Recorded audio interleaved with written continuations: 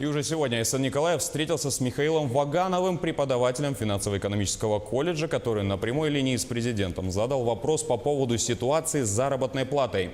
Айсан Николаев подчеркнул, что вопрос, заданный Путину, очень важный. После обращения Ваганова к президенту в адрес руководителя региона начали поступать аналогичные вопросы.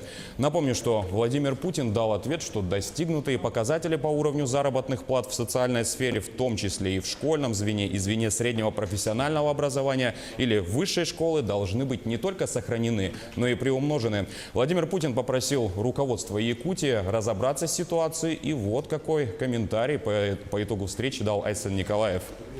Вчера ночью я уже оперативно встречался и с председателем правительства, и с заместителем председателя правительства, с министром образования, разговаривал с первым заместителем прокурора республики.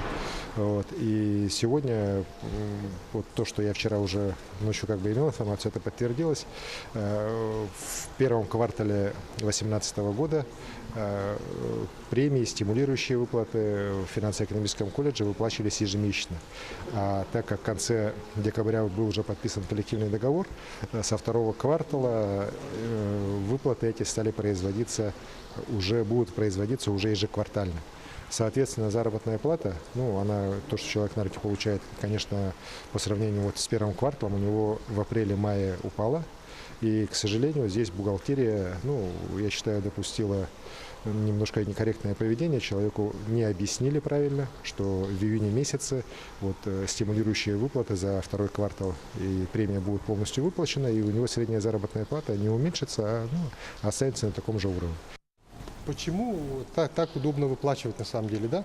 Дело в том, что если каждый месяц выплачивать стимулирующие, то нужно каждый месяц, должна быть определенная комиссия, определенное решение, и достаточно такой короткий, может быть, промежуток времени, в течение которого может быть, показатели эффективности деятельности сотрудника могут быть не так хорошо отражены. В большинстве случаев принято в течение квартала, где-то за полгода,